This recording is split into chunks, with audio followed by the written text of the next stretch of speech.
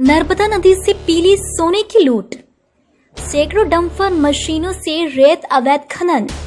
लेकिन मुख्यमंत्री शिवराज सिंह चौहान के गृह क्षेत्र नसरुल्लागंज के एसडीएम दिनेश सिंह तोमर को पता ही नहीं, नर्मदा नदी में हो रहा खनन अधिकारियों एवं नेताओं के संरक्षण में पावर मैक कंपनी का ठेकेदार कर रहा मशीनों से नर्मदा नदी से बालू रेत का अवैध खनन। नर्मदा नदी से रेत घोटाले की कहानी, ट्रक ड्राइवर की जुबानी। बुधनी मध्य प्रदेश के मुख्यमंत्री शिवराज सिंह चौहान के विधानसभा क्षेत्रों में नर्मदा नदी से पीला सोना यानी नर्मदा नदी रेत लूट का घोटाला सामने आया है। मामला थाना नसरुल्लागंज रेहटी क्षेत्र का है, जहां की पावर मैक कंपनी सरकार के नियमों की धज्जियां उड़ा रही है। राजस्व, पुलिस और खनिज विभाग की साठगांठ से सरकार ने ठेकेदार को रेत खरीदने वाले डंपर मालिकों से 547 रुपए घन मीटर रेत का रेट निर्धारित किया है, लेकिन ठेकेदार रॉयल्टी के नाम पर खुली लूटपाट कर रहा है। 547 रुपए घन मीटर की रॉयल्टी के 1000 रुपए घन मीटर रॉयल्टी वसूल रहा है। डंपर वालों को 15 घन मीटर रेत 15,000 रुपए में दी जा रही है। उसके बाद भी 300 रुपए ठेकेदार मैनेजमेंट के नाम पर से वसूल रहा है। एक दिन में 500 से अधिक रेत के डंपर भर कर निकलते हैं, जिनसे 300 रुपए पर डंपर लिए जा रहे हैं। इसका मतलब एक दिन में ठेकेदार 1,50,000 रुपए की अवैध वसूली कर रहा है। एक महीने में 45 लाख रुपए वसूल रहा है। लेकिन जवाबदार अधिकारी और जनप्रतिनिधि पावर मैक कंपनी की खुली लूट का समर्थन करते हुए नजर आते दिखाई दे रहे हैं। नसरुल्लागंज मुख्यमंत्री शिवराज सिंह चौहान के गृह जिले में नर्मदा नदी से रेत खनन में भारी भ्रष्टाचार का मामला सामने आया, जिसमें कि ठेकेदार रेत की रॉयल्टी के दुगने पैसे वसूल रहा है, लेकिन डंपर वालों को रेत नहीं दे रहा है। पावर मैक कंपनी को 15,000 प्रति वाहन के हिसाब से रॉयल्टी के नाम पर देना होता है। 10-12 हजार रुपए में गाँव वालों से रेत खरीदने के लिए देना पड़ता है। ठेकेदार द्वारा रॉयल्टी के नाम पर 1000 प्रति घन मीटर के हिसाब से वसूला चल रहा है, लेकिन रेत नहीं दी जाती है। जबकि खनिज अधिकारी से इस संबंध में पूछा गया तो उनका कहना है कि शासन द्वारा निर्धारित 547 घन मीटर के हिसाब से ठेकेदार को शासन को देना होता है। इसके अतिरिक्त जीएसटी टैक्स, लेबर टैक्स अलग से जोड़ा जाता है। तो शीघ्र ही प्राप्त होने पर चालू कर दी जाएगी। ये खदानें कौन कौन सी हैं? ये 6 खदानें हैं, आंबा, बड़गांव, जहाजपुरा, सरदार नगर, महूकला और 1-2 मुझे याद नहीं आ रही, लेकिन 1-2 और है। ऐसे करके 6 खदानें हैं टोटल। लेकिन सर छिदगांव, काची, छिपानेर, सीलखंड, नीलकंठ, इन सभी जगह छिपानेर और इस एरिया में लगातार शिकायतें हो रही है और हमारा अमला लगातार उस एरिया में गश्त कर रहा है और लगातार कार्रवाई भी कर रहा है। और अगर मान लीजिए इस प्रकार से शिकायत आएगी तो कैंप करवाएंगे वहाँ पर हम। सर दूसरा ये कि खुदाई यहाँ हो रही है, जैसे छिपानेर है, नीलकंठ, सीलखंड, लेकिन रॉयल्टी जो है जहाजपुरा की दी जा रही है। मैंने बताया ना आपको अभी कि अगर इस टाइप से अगर वहाँ शिकायत आ रही है और अवैध उत्खनन हो रहा है तो निश्चित रूप से वहाँ कैंप लगाकर कार्रवाई की जाएगी। हाँ, दूसरा सर ये कि ये जो पावर मैक कंपनी है, इसमें क्या है, ओवरलोड डंपर बहुत निकल रहा है। ओवरलोड पे हम लगातार कार्रवाई कर रहे हैं और मैं आपकी जानकारी के लिए बता दूं कि अभी तक हमने करीबन 600 ओवरलोड डंपर पकड़ करके करीबन 3 से 3.5 करोड़ जुर्माना वसूल किया जा चुका है। इसी प्रकार से लगातार और कार्रवाई हम कर रहे हैं, क्योंकि डेली का 400 से लेकर 600 डंपर भरा रहा है, लेकिन सारे ओवरलोड निकल रहा है। मैं बोल रहा हूँ ना कि जो ओवरलोड है, जिनमें रॉयल्टी से अधिक मात्रा भरी हुई है, उनको हम पकड़ करके कार्रवाई कर रहे हैं। और सर ये जैसे कंपनी है तो इस पे मतलब सरकार का अंकुश नहीं है कि मतलब इतने ज्यादा ले सके या उसकी मर्जी से ही ले सकेगी। मैंने आपको पूरा अभी क्लियर कर दिया है कि उन्होंने कितने का ठेका लिया है। जैसा कि आपने ही मुझे बताया कि 1000 रुपए ले रहा है, 547 रुपया तो जब उसका खुद का ही है तो 300-350 अपना प्रॉफिट लेता है वो। तो सर शासन में ये नहीं है कि जैसे रॉयल्टी में ये तो लिखा है कि 15 घंटे में मुझे जानकारी नहीं है। खुदाई कर रही है, मशीनों से कर रही है। अभी खदानों की जो संचालन है अभी ही चालू हुआ है 1 अक्टूबर 2020 से एनजीटी की रोक के पश्चात, और अभी तक इंस्पेक्टर वगैरह लगातार भ्रमण पे हैं। और अगर इस प्रकार की कोई शिकायत प्राप्त होती है तो निश्चित रूप से जो अवैध उत्खनन मशीनों के माध्यम से या खनन भी मशीनों, अवैध खदानों में भी खनन मशीनों के माध्यम से किया जा रहा है, उस पर तत्काल पाबंदी लगाते हुए दंडनीय कार्रवाई की जा रही है। दूसरा सर कि ये जो रॉयल्टी का रेट है वो क्या है? शासन के द्वारा जो निर्धारित रॉयल्टी है वो 125 रुपए पर क्यूबिक मीटर रेत का रेट है, लेकिन चूंकि इनकी पावर मैक कंपनी को जो ई टेंडरिंग के माध्यम से जो प्राप्त हुआ है तो वो उन्हें 547 रुपए पर क्यूबिक मीटर के मान से प्राप्त हुआ है उनको। लेकिन सर ये 500 तो है, लेकिन 1000 के करीब ले रहे हैं, तो क्या उनको ये अधिकार शासन ने दिया है कि वो 547 रुपए शासन पक्ष में दे होगा और उसके ऊपर जो उनको सुटेबल प्रॉफिट है वो लेने के लिए स्वतंत्र है। लेकिन फिर भी अगर मान लीजिए अधिक पैसा लिया जा रहा है, इस संबंध में पूर्व में भी शिकायत प्राप्त हुई और इस संबंध में हमने जो कंपनी है उनसे भी इंसिस्ट किया है कि इस साइड से वो अनाप शनाप या अधिक से अधिक रेट या ज्यादा रेट ना ले, जिससे कि आम जनता में गलत मैसेज जाए। और दूसरा सर ये है कि अभी कितनी खदानें चल रही सीहोर जिले में? सीहोर जिले में टोटल 30 खदानें स्वीकृत हैं पावर मेक कंपनी को, जिनमें से 6 खदानें स्वीकृत होकर के अभी वर्तमान में संचालित है। शेष खदानों में इन्वायरमेंट की दरकार है, इन्वायरमेंट परमिशन की दरकार है, जो शीघ्र ही प्राप्त होने पर चालू कर दी सर जाएगी। ये 6 खदानें कौन कौन सी हैं? इसका मतलब यह हुआ कि खनिज अधिकारी जुलै में बैठे हुए हैं। उन्हें इस बात की जानकारी ही नहीं कि रेत के ऊपर कितना रुपए प्रति घन मीटर के हिसाब से ठेकेदार को डंपर मालिकों से लेना है। इस बात का फायदा उठाते हुए पावर मैक कंपनी वाहन मालिकों से मनमाने तरीके से पैसा वसूल रही है, जिससे खुलेआम आम जनता की जेब पर डाका पड़ रहा है। एक रेत की डंपर को इंदौर पहुँचने में रेत की रॉयल्टी एवं डीजल ड्राइवर खर्च भी 20,000 रूपए अतिरिक्त खर्च करना पड़ता है।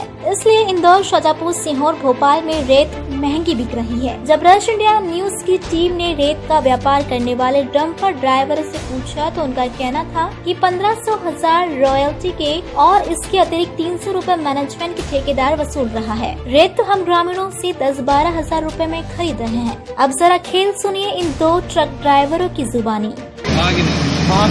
कभी पूछा आपने कि भाई ये क्या है, आप कहीं की दे रहे हैं? अब वो क्या है कि ठेका एक ही का एक ही है, उनके हिसाब से देंगे वो। तो अगर कंपटीशन में रहता है वो लोकल राइट ही देते होंगे। अच्छा, आपका ये 12 पहिए का है जी, इसमें कितने टन माल भरते हैं? टन का तो अंदाजा नहीं सर, 70 है तो हाँ, इसमें टन से तो होता ही अच्छा नहीं, तो ये लोग घन मीटर से लेते हैं, घन मीटर से लेते हैं। मीटर। कितना लेते इसमें 18 मीटर की राइट देते हैं। हैं? अच्छा, 18 घन मीटर की ले रहे हैं। तो आप लोग भर लेते हैं कि कम रहता है? 18 ज्यादा भी आ जाता है, थोड़ा बहुत हाँ। ओवर ही जाता है। ओवर अगर नहीं ले जाएंगे तो पुरता नहीं है। हाँ, ये 18 घन मीटर की जो रॉयल्टी आपको कितने हजार में दे रहा है? 1000 रुपए घन मीटर, मतलब 18,000 रूपए की। 18,000। रेत वो दे रहा है आपको? रेत नहीं, रेत तो अलग से खरीदना पड़ता है। रेत कितने में खरीद रहे हैं आप? रेत तो वो निकालते हैं गाँव वाले, वो निकाल के बेचते हैं। वो कितने में दे रहा है आपको? मजदूर से निकाल आपको कितने में दे रहे हैं? कितना पैसा देना पड़ता है? वो 11-12 हजार रुपए गाड़ी भरते हैं। मतलब 12,000 उसको दे रहे हैं, 18,000 राइल्टी का। रॉयल्टी मतलब पावर मेक कंपनी को दे रहा है। 18 वाला 30,000 रूपए आप दे रहे हैं। इसके अलावा भी और कुछ पैसा दे रहे हो क्या? नहीं, इसके अलावा कुछ नहीं, सुना है कि 300 रूपए और एक्स्ट्रा ले रहे हैं।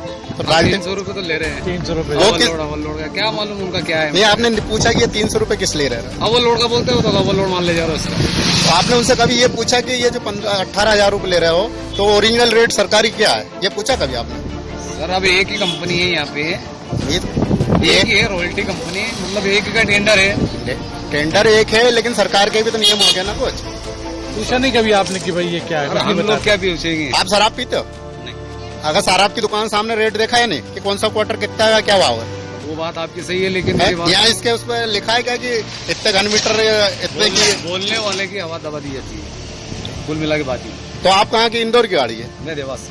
ठीक है। देवास में कितने बिक रही है? ये भी तो 50 रुपए फीट हो गए हैं। अच्छा, 50 रूपए फीट बिक रही है। धन्यवाद। इसमें कितना माल होगा? इस समय 1100 रुपए। नहीं, और ये बताइए जैसे ये रेत भी दे रहा है आपको 15,000 में, कि रेत नहीं दे रहा है? जैसे आप रॉयल्टी और रेत अलग है। रेत कितने की ले रहे हो? 11,000 की रेत, और ये 15,000 अलग ले रहा है। तो इसके अलावा भी पैसे ले रहा है क्या? 300 रुपये वो किस लिए ले रहा है 300 रूपये? ये क्या मालूम क्या यानी कि रास्ते के खर्चे नहीं, और कुछ बोला और? भरवाएंगे ये वो। अच्छा, बहुत परेशान कर रहा है। तो आपके रॉयल्टी पे पैसे भी लिख के दे रहे हैं, 15,000 नहीं देख के दे रहे। तो आपके पास है रॉयल्टी, बता सकते हो? बताइए ना प्लीज हम। ये आपके मोबाइल में देखो ना, मेरे छोटे मोबाइल में नहीं दिखा। हाँ ठीक है, ये रॉयल्टी तो 12 टायर के 12 टायर की 18 की काट रहा है। और नहीं कटवाओ तो क्या कहते मारे? हाँ, बोले कि ले जाओ गाड़ी वापस, तो ये दादागिरी। आपकी गाड़ी कहाँ की है? इंदौर की। तो इंदौर से यहाँ से रास्ते में कुछ लगता होगा, नहीं लगता? रास्ते में क्या इधर आने में? हाँ, नहीं लगता इधर। मतलब सिर्फ ये नसरुल्लाह तहसील तक ही है जो कुछ है, उसके बाद कोई पुलिस वाला परेशान नहीं करता। अवैध वसूली के कारण ही आम लोगों को महंगी रेत खरीदना पड़ता है। अपने घर मकान बनाने के लिए इस बात के लिए बिल्कुल भी इनकार नहीं किया जा सकता कि नर्मदा नदी से रेत के अवैध खनन में सीहोर जिला प्रशासन एवं स्थानीय प्रशासन पूरी तरह से लिप्त है एवं पावर मैक कंपनी के साथ साथ कंधे से कंधा मिलाकर नर्मदा नदी से अवैध खनन करवाने में कोई कोर कसर नहीं छोड़ रहा है। तहसील नसरुल्लागंज के नर्मदा क्षेत्रों में मशीनों से हो रहे अवैध खनन के बारे में जब नसरुल्लागंज एसडीएम दिनेश सिंह तोमर से हमने पूछा कि नर्मदा नदी से अवैध खनन हो रहा है और तेज रफ्तार डंपरों से ग्रामीणों के साथ आए दिन घटनाएं हो रही है एवं क्षेत्र के लोगों ने कई बार शिकायत की तो एसडीएम दिनेश सिंह तोमर का साफ कहना था, मुझे किसी ग्रामीण से कोई शिकायत नहीं और नर्मदा नदी में जो मशीनें चल रही है उसके बारे में उन्होंने बताया कि जांच करवाता हूं। वैसे तो नर्मदा नदी यहाँ अन्य जगह से खनन रोकने एवं कार्रवाई करने का काम खनिज विभाग का है। रॉयल्टी के 15 घन मीटर की ले रहे हैं 15 तो इसको लेकर इसमें जो रॉयल्टी दे रहे हैं उसमें मेंशन है नहीं क्या कि वो भाई रॉयल्टी यदि कोई कटवा रहा है तो उसमें स्पेसिफिक तो रहता है कि कितने हजार की रॉयल्टी ले रहा है, पैसा दे रहा है। ये माइनर का काम है यार, ये हम लोगों का काम नहीं है। माइनर पोर्टल वही उसको पोर्टल को ऑपरेट वही लोग करते हैं और वही बता पाएंगे, है ना। हम लोग अवैध उत्खनन के बारे में अवैध उत्खनन का जो है वो आप दिखाएंगे। ठीक है, आपकी अभी तक कोई शिकायत नहीं। एक और एसडीएम तोमर यह कह रहे हैं कि मुझे नहीं पता कि अवैध खनन हो रहा है और सैकड़ों रेत के डंपर निकल रहे हैं, लेकिन वो ये भूल रहे हैं कि पावर मैक कंपनी के इशारे पर किस तरह से बिना रॉयल्टी के डंपरों को पकड़ने जाते हैं। लेकिन जिन ओवरलोड डंपरों से पावर मैक कंपनी 300 रुपए ले रही है उन डंपरों को एसडीएम नहीं पकड़ते, क्योंकि कुछ डंपर वालों का कहना है कि ठेकेदार ने बोला है कि यहाँ से सिंहपुर रेत नाके तक पुलिस राजस्व खनिज आपका डंपर कोई अधिकारी नहीं पकड़ेगा, अगर पकड़ेगा तो हम छुड़ा कर देंगे। 300 रुपए इसी बात के ले रहे हैं। मुख्यमंत्री शिवराज सिंह चौहान के गृह क्षेत्र में जो रेत का काला खेल चल रहा है इसमें अधिकारी ही नहीं जनप्रतिनिधियों के भी संरक्षण है, क्योंकि जब विदिशा सांसद रमाकांत भार्गव से मीडिया द्वारा नर्मदा नदी से अवैध खनन के बारे में पूछा गया तो उनका भी यही जवाब था, मुझे पता नहीं है, मैं दिखवाता हूँ। जबकि लोगों का कहना है कि बुधनी शाहगंज में सांसद महोदय का जो करोड़ों रुपए का व्हाइट हाउस है उसके सामने से ही सैकड़ों रेत के ओवरलोड एवं बिना रॉयल्टी के डंपर निकलकर भोपाल की ओर जाते हैं। मुख्यमंत्री जी जिन्हें मां कहते हैं, मैं नर्मदा की बात कर रहा हूँ, वहाँ पर मशीनों से अवैध उत्खनन लगातार सैकड़ों डंपर और ट्रैक्टरों से हो रहा है। पुलिस के नीचे के कांस्टेबल तक, एसपी तक इसमें इन्वॉल्व है, क्योंकि बगैर ऊपर के अफसर के हिंट के नीचे का अधिकारी ये नहीं कर सकता। इस मामले में आपका क्या कहना है? आपने मुझे अभी ये जानकारी दी है कि यहाँ मां नर्मदा के घाटों पर अवैध खनन हो रहा है। इस बारे में मैं अधिकारियों से भी कहूँगा कि जाके निरीक्षण कराएं और ये विषय को मैं माननीय मुख्यमंत्री। खनिज अधिकारी राजेंद्र परमार का कहना है कि एनजीटी रोक के बाद 1 अक्टूबर 2020 से 6 रेत खदानों से रेत निकलने का काम ठेकेदार ने शुरू किया है। पूरे सीहोर जिले में 30 रेत खदान है। जब खनिज अधिकारी से पूछा गया कि रेत छिंदगांव, काची, नीलकंठ, सीलकंठ, अंबा से भरी रही है और ठेकेदार रॉयल्टी जहाज पूरा एक और अन्य खदान की दे रहा है, तो बोले उसका पूरा जिले का ठेका है, वो प्रतिबंधित खदानों की भी रॉयल्टी देकर सरकार को करोड़ों रुपए का चूना लगा सकता है। इस बात से साफ जाहिर होता है कि खनिज विभाग के संरक्षण में ही पावर मैक कंपनी नर्मदा नदी के अस्तित्व को खत्म कर बल्ले बल्ले हो रही है। नर्मदा नदी से निकलने वाले पीले सोने पर अधिकारियों ने ध्यान क्यों नहीं दिया? एनजीटी की रोक लगी हुई थी, तब भी ठेकेदार रेत के नाम पर रॉयल्टी वसूल रहा था।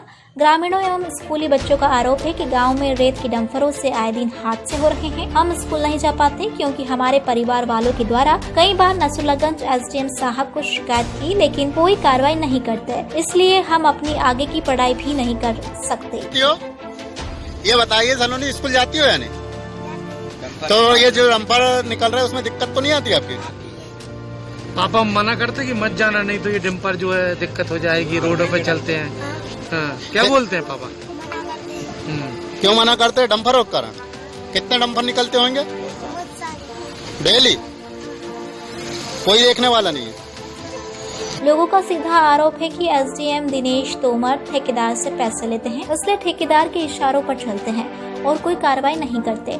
हमने कई बार शिकायत की लेकिन कभी नहीं सुनते और पावर मैक कंपनी के गुंडे आकर धमकियां देते हैं, जिससे कि लगातार ग्रामीण क्षेत्र में दहशत का माहौल बना हुआ है। रेत के इस खेल में कई ऐसे मामले हैं जिन पर प्रशासन ने परत डाली रखी हुई है, जिससे ये भ्रष्टाचार का खुलासा ना हो सके। जैसे कि नर्मदा नदी में पूरी तरह से मशीनों के चलाने पर प्रतिबंध लगा हुआ है, लेकिन नर्मदा से रेत निकालने के लिए मशीनों का उपयोग किया जा रहा है। रोज बुधनी बगतरा से लेकर छिपानेर तक 1000 से अधिक डंपर रेत के भर रहे हैं। अगर इन डंपरों को भरने का काम ग्रामीण बेरोजगार लोगों को मिलता है तो कितनों के ही घरों में खुशियाँ की बहार आ सकती है। लेकिन जवाबदार अधिकारी और जनप्रतिनिधियों के लोभ और लालच के कारण मजदूर लोग भूखमरी एवं बेरोजगारी कर जीवन यापन कर रहे हैं। मुख्यमंत्री शिवराज सिंह चौहान के घर क्षेत्र बुधनी में एक और जहां लॉकडाउन एवं कोरोना के चलते लोगों में बेरोजगारी और भूखमरी आ गई है, वहीं ग्रामीण अपने दिनचर्या चलाने के लिए या यूं कहें अपना जीवन चलाने के लिए एक एक पैसे को मजबूर है, लेकिन उसे कहीं काम धंधा नहीं मिल रहा है। ऐसे में जब मशीनों पर रोक लगी है तो ग्रामीणों को रोजगार दिया जाना चाहिए, लेकिन ग्रामीणों को मजदूरी देने की वजह ठेकेदार मशीनों से खुदाई करवा रहा है। इस पर खनिज विभाग के द्वारा किसी प्रकार की कोई कार्रवाई नहीं की गई। रेत के ठेकेदार को सीहोर जिले के 30 खदानों की स्वीकृति मिली है, जिसमें से अभी तक 6 खदानों को संचालन की स्वीकृति प्राप्त हुई है। अंबा, बड़गांव, जहाजपुरा, खंडगांव नगर, महूकला इन खदानों की स्वीकृति ठेकेदार को मिली है वर्तमान में, लेकिन छिपानेर, नीलकंठ, सीलकंठ मंडी एवं अन्य जगह से रेत का उत्खनन किया जा रहा है, जो कि प्रतिबंधित है। ऐसे में जिला खनिज विभाग के द्वारा ठेकेदार पर कार्रवाई न करना यह मिलीभगत का संकेत देता है। इस खेल में और भी अन्य अधिकारियों की मिलीभगत दर्शाता है। सीहोर से चंदर सिंह बागवान की रिपोर्ट। आप देख रहे हैं रश इंडिया न्यूज, हर खबर सच्चाई के साथ।